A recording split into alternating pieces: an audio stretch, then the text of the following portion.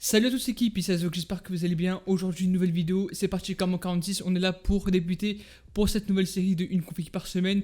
Et aujourd'hui, vu que c'était la semaine des nouvelles RTX 3080, je me suis dit pourquoi pas faire une config spécialement pour cette carte graphique. Alors je ne vais pas non plus vous faire un balotage parce que j'en suis sûr et certain que vous avez vu les infos qui ont tourné, mais pour ceux qui ne sont vraiment pas au courant, les nouvelles RTX 3080 sont sorties cette semaine et la semaine prochaine, il y aura la RTX 3090 qui va être commercialisée en France et même partout dans le monde. Et bon, malheureusement, la 3070, il faudra attendre au mois d'octobre parce que pour moi, ça va être la seule carte graphique qui va être intéressante par rapport à son ratio performance-prix. Mais déjà, lorsqu'on regarde les benchmarks de la RTX 3080, c'est déjà pas mal. Et vous pouvez tout de même faire un petit check sur de grosses vidéos benchmark présentées par Gamer Nexus, Hardware Unboxed. N'hésitez pas à regarder beaucoup de tests par rapport aux benchmarks jeux vidéo, rendu 3D, bref, il y en a un tas, je vais vous mettre des liens dans la description. Et du coup, pour éviter que je spoil sur cette carte graphique, on va directement commencer par cette configuration.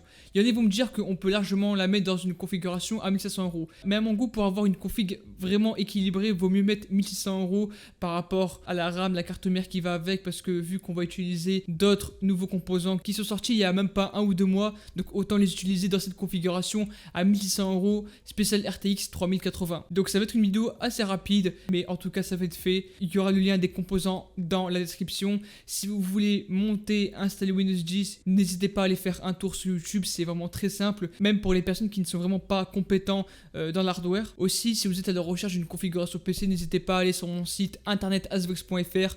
Il y aura des configs compris entre 300 et 3000€ pour tous les budgets, vous le partagez à vos potes. En plus, les configurations sont mises à jour tous les mois, ce qui fait qu'il n'y a pas une configuration qui est obsolète pour le mois à venir. Bref, ce site-là, il est complètement carré. Ou alors, si vous voulez quelque chose de bien spécifique, n'hésitez pas à me contacter via les réseaux Twitter, Insta, Snapchat, même Discord. Et du coup, on peut commencer cette vidéo config spéciale RTX 3080. Allez, c'est parti!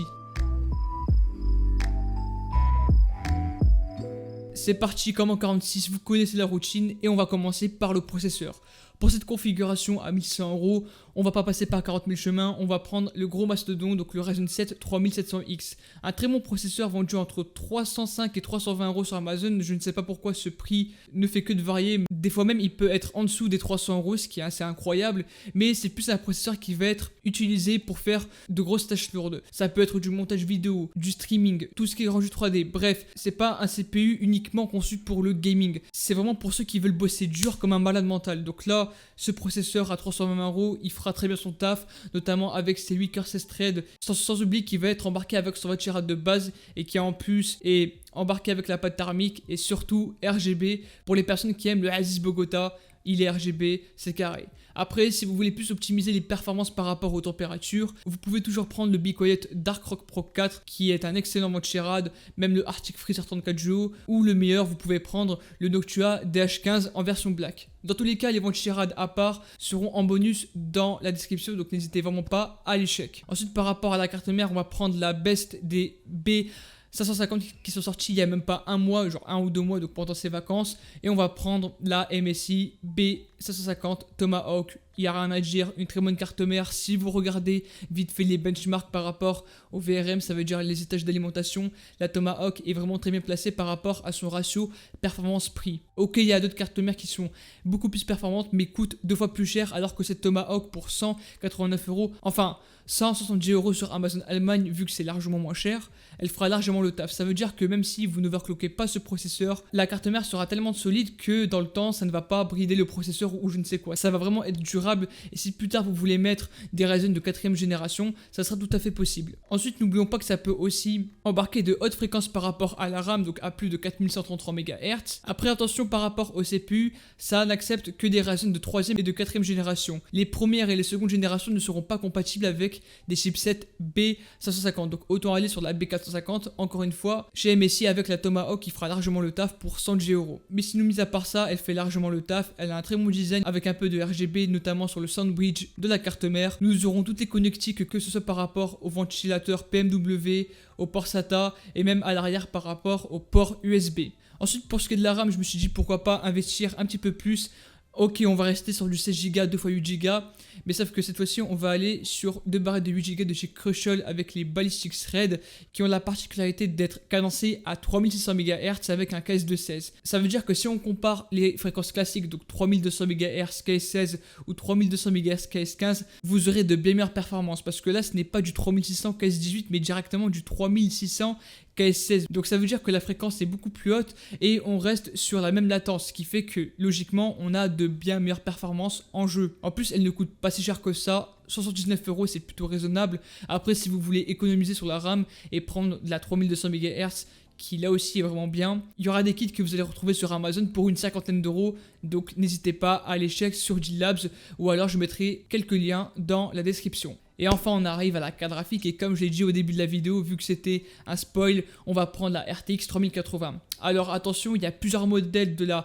RTX 3080, mais vu qu'on a un budget entre guillemets un peu serré, même si 1600 € c'est beaucoup, pour vraiment économiser par rapport au système de refroidissement, on va partir sur le classique, donc le Nvidia Founders Edition, qui en plus a été vraiment amélioré avec 2 ventilateurs en façade avec un blower à l'arrière, parce qu'on a l'habitude de dire que les versions Founders Edition sont vraiment pas ouf, mais là pour le coup la ventilation est très bien optimisée. Nvidia ont fait un très bon boulot par rapport à ça. Après, si vous voulez des versions custom pour un peu plus de 800 €, vous avez par exemple quelques EVGA, quelques Strix ou encore MSI. Mais bon, le moins cher restera la Nvidia Founders Edition pour seulement 719 € sur le site de Nvidia. N'hésitez pas là aussi à aller check, c'est vraiment pas cher pour ce que c'est.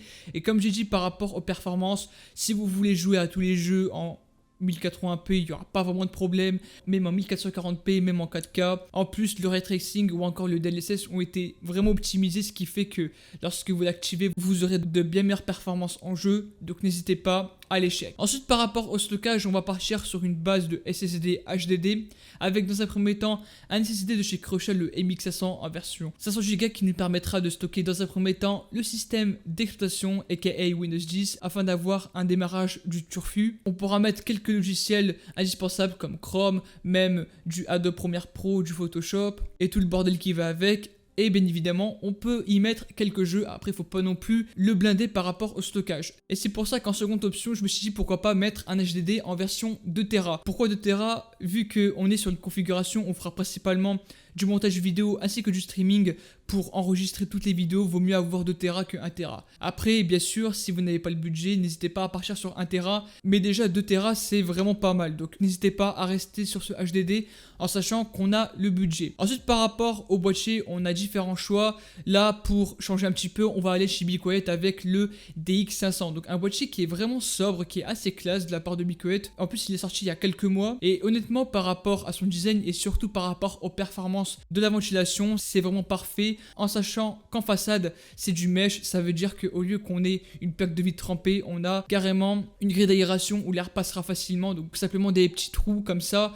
Si vous mettez 2 ou 3 ventilateurs, va être tellement optimisé qu'un vieux boîtier que vous allez retrouver pour 40 € et même quelques boîtiers au même prix, c'est-à-dire 100 €. Mais bon, pour ceux qui n'ont pas compris, j'ai fait une vidéo complète sur comment choisir son boîtier, notamment par rapport à la ventilation. Je vais vous mettre une petite fiche juste en haut à droite de votre écran. Mais en tout cas, restez sur le DX500. En plus, il va être compatible avec la configuration. Donc, il n'y a rien à dire. Et enfin, on va terminer cette vidéo par l'alimentation. Et on va aller chez Antec avec la fameuse HCG 650. Une très bonne alimentation vendue à seulement 109 € sur Amazon. Une très bonne alimentation dans le sens où elle sera fiable et durable. Pas comme certaines alimentations comme Sharkoon ou Aerocool ou je ne sais quoi, ou la Haja, c'est de la merde, ne prenez pas ça. Mais là, la particularité avec cette alimentation Antec, c'est que c'est une base de Seasonic. Ça veut dire qu'on va retrouver en globalité un circuit qui a été complètement fait par Seasonic et Antec ont juste fait le reste et déposé leur marque. Donc on peut considérer que c'est une alimentation Seasonic de très bonne qualité. En plus, par rapport aux tests de fiabilité que vous pouvez retrouver sur quelques sites internet ou même sur YouTube, cette alimentation est très bien positionnée, donc n'hésitez pas à la prendre en sachant que c'est du 80+ Gold et surtout que c'est une full modulaire. Ça veut dire que vous pourrez détacher les câbles qui ne servent à rien dans cette configuration. Et en plus, c'est du 650 watts, ça sera largement suffisant, ni plus ni moins. C'est pour moi le must, le perfect. Voilà l'équipe, c'est la fin de cette vidéo. En tout cas, j'espère qu'elle vous aura plu. Si c'est le cas, n'hésitez pas à vous abonner, à liker, vous connaissez l'histoire, à me rejoindre via les réseaux sociaux, à me soutenir via YouTube. Et sur ce, moi je vous dis à la prochaine l'équipe et ciao tout le monde, c'était Asvox.